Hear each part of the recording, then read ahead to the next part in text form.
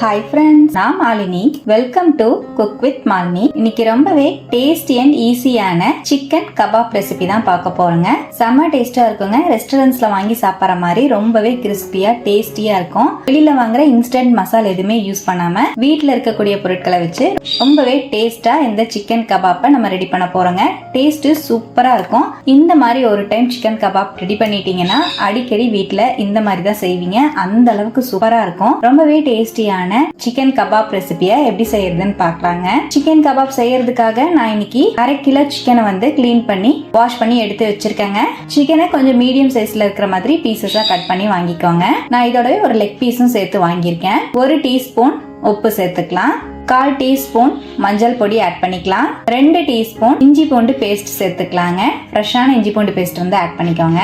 1 teaspoon lemon juice சேர்த்துக்கலாம். நல்லா கலந்துடலாங்க. உப்பு புளிப்பு எல்லாமே சிக்கனோட இறங்குற மாதிரி நல்லா வந்து கை வச்சு கலந்து விட்டுறலாம். இப்ப பாருங்க, நல்லா இந்த மாதிரி கலந்துட்டேன். இப்ப சிக்கன் ஃபுல்லாவே நல்லா இந்த மாதிரி கலந்துட்டேங்க. இந்த மாதிரி கலந்துட்டு 1/2 மணி நேரத்துல இருந்து 1 மணி நேரம் அப்படியே ரெஸ்ட் விட்டுறலாங்க. ஊறி வரட்டும். நான் ஒரு 1 மணி நேரம் ரெஸ்ட் விட்டுருந்தேன். இந்த மாதிரி நம்ம ஊற வச்சுட்டு செய்யும் போது சிக்கன் நல்லா ஜூசியாவும் உப்பு காரம் எல்லாம் உள்ள வரைக்கும் இறங்கி சாப்பிட ரொம்பவே டேஸ்டா இருக்குங்க. சிக்கன் நல்லா ஊறி இருக்கு. இதோட 2 டேபிள் ஸ்பூன் கார்ன்ஃபிளவர் மாவு சேர்த்துக்கலாம். 2 டேபிள் ஸ்பூன் அரிசி மாவு சேர்த்துக்கலாங்க. இதோடவே 1 டேபிள் ஸ்பூன் மிளகாய் தூள் சேர்த்துக்கலாங்க. காஷ்மீரி மிளகாய் தூளும் நார்மலான மிளகாய் தூளும் கலந்து நான் எடுத்திருக்கேன். நம்ம எக்ஸ்ட்ராவா எந்த கலர் பவுடரும் சேர்க்க போறது கிடையாது. மிளகாய் தூளை ஆட் பண்ணியாச்சு. இதோட 1 டீஸ்பூன் கொத்தமல்லி தூள் சேர்த்துக்கலாம். 1/2 டீஸ்பூன் மஞ்சள் தூள் சேர்த்துக்கலாம். 1 டீஸ்பூன் கரம் மசாலா தூள் சேர்த்துக்கலாம். 1 டீஸ்பூன் சாட் மசாலா சேர்த்துக்கலாம். 1/2 டீஸ்பூன் ஜீரகத்தூள் சேர்த்துக்கலாங்க. 2 டேபிள் ஸ்பூன் தயிர் ஆட் பண்ணிக்கலாம். இப்ப பொடி எல்லாத்தையுமே சேர்த்துட்டு இதோட கடைசியா 1 டீஸ்பூன் நெய் சேர்த்துக்கலாம். நல்ல ஃபிளேவர்ஃபுல்லாவும் வாசமா இருக்கும். கண்டிப்பா ட்ரை பண்ணி பாருங்க.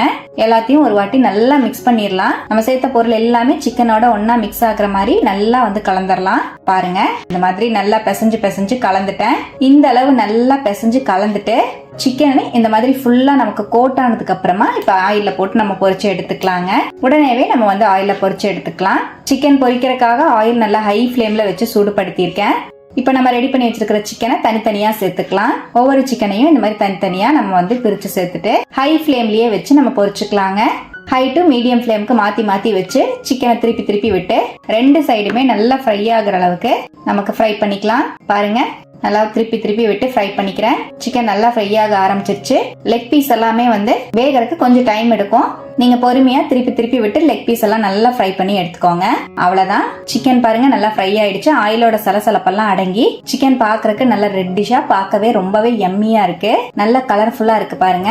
இப்ப வெளியே எடுத்துடலாம். நம்ம எக்ஸ்ட்ரா எந்த கலர் பவுடரும் சேர்க்கல. காஷ்மீரி சில்லி பவுடர் சேர்த்திருக்கிறனால அந்த கலரே நமக்கு சூப்பரா கலர் வந்திருக்கு பாருங்க. அந்த கலரே நமக்கு போதும். செம்ம கலர் வந்திருக்கு.